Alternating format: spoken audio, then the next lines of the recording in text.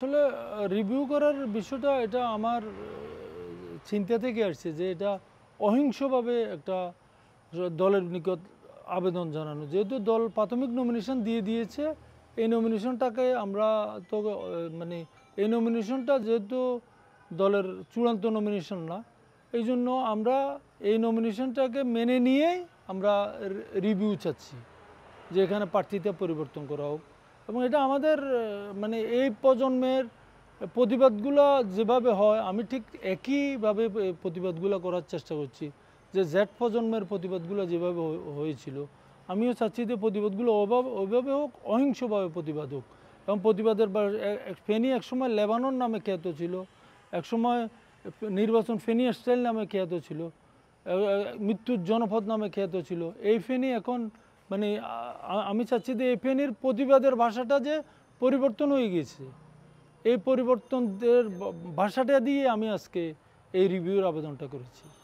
আমরা দেখেছি এর আগে আপনি সোশ্যাল মিডিয়াতে বা বিভিন্ন জায়গায় বলেছেন যে যাকে নমিনেশন দেওয়া হলো ভিপি জয়নাল রেজ করার সক্ষমতা তার নেই, তিনি এক ধরনের তার যে কথা বলার ভারসাম্যহীনতার কথা বলছেন। তিনি কি আসলে ভারসাম্যহীনতার মধ্যে না, ভারসাম্যহীনতা আমি বলি নাই। আসল ব্যাপার হলো উনি আসলে বয়োজ্যেষ্ঠ মানুষ, ওনার বয়স 86-87 হবে। ওনার মানে নির্বাচনে একটা শারীরিক সক্ষমতা একটা মুখ্য বিষয়। আমি ওই ব্যাপারটা বলেছি। আর আমি তো প্রথম বিভাজনালকে আমি দলের সিদ্ধান্ত আমি মেনে নিয়েছি। মেনে নেওয়ার পরে আমি বলছি যে ওনার শারীরিক সক্ষমতার এই বিষয়গুলো সিদ্ধান্তের আলোকে আনা হোক। 17 বছর উনি রাজনীতির সাথে কমপ্লিটলি ফেনী রাজনীতির সাথে ছিল না, এই ব্যাপারটাও সামনে আনা হোক। আর আমরা যারা 17 বছর ছিলাম আমাদের মধ্যে থেকে নমিনেশন দেওয়া হোক। গতকাল তিনি একটি বড় শোডাউন করেছেন ফেনীতে, হাজার হাজার মোটর বাইক যাত্রা ছিল, সেখানে হাজার লাখো মানুষের মতো প্রায় জনসমুদ্র আমরা দেখেছি। সেক্ষেত্রে তিনি সর্বশেষ পথসভায় তিনি একটি মন্তব্য করেছিলেন, সেটি ছিল 99% তার পক্ষে আছে, 1% চোর ডাকাত তার বিপক্ষ আচরণ করছে। আসলে 1% কার? আসলে প্রতিবাদটা তো আপনিই করছেন। প্রতিবাদটা আমি করছি। আর উনি যে হাইওয়েটা ঢাকা চিটাম, এটা লাইফ লাইন হাইওয়েটা 3 ঘন্টা ব্লকেট করে দিয়ে উনি এই যে মানে শোডাউনটা করেছে। আমাদের দল কিন্তু এই ব্যাপারে বিধি আছে, আমাদের দলের অনেক সিনিয়র নেতারাও এই বিধিতে পড়েছে। আমরা ওনাদেরকে নিষেধ করেছিলাম যে এইভাবে না করে উনি আসুক ওনার বাড়িতে, উনি সবাইকে নিয়ে বসুক।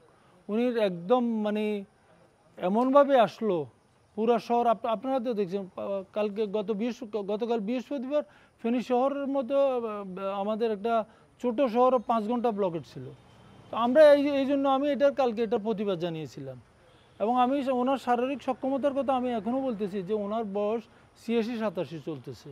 উনি এই লম্বা রেসে টিকে থাকা ওনার জন্য খুব কঠিন হবে। আমরা আসলে দেখেছি আপনারা সদস্য ছিলেন বা আহ্বায়ক ছাড়া আপনার বিএনপির অঙ্গ সংগঠন সকল সংগঠনের নেতাকর্মীরাই সেখানে উপস্থিত ছিল। তাইলে সেখানে আপনার বলার ধরন আর আপনার নেতাকর্মীরা উপস্থিত থাকা দুটো কি অসঙ্গতি মনে হচ্ছে? দলের সিদ্ধান্ত মেনে নেওয়ার জন্য, এবং আপনি কি এ পর্যন্ত আমাদের দলের সিদ্ধান্ত ছিল যে কোথাও কোনো ব্যানার লাগানো যাবে না। সারা ফেনী জেলায় আমার নামে কোনো ব্যানার দেখেছেন? কোনো ব্যানার নাই। 5 তারিখের পরে আমার চরম শত্রুও বলতে পারবে না আমি মানে কোনো ফ্যাসিলিটি নিয়েছি। দলের বিধিবিধান আমাদেরকে, আপনারা 1 লক্ষ লোকও যদি রাষ্ট্রের বিধিবিধান না মানে, একজন হলেও রাষ্ট্রের বিধিবিধান মানে। আমরা রাষ্ট্রের বিধিবিধান, আমরা দলের বিধিবিধান মেনেছি। দলে শোডাউন নিষিদ্ধ ঘোষণা করছে। আমি এখনও এটা দায়িত্বহীন কণ্ঠে বলতেছি।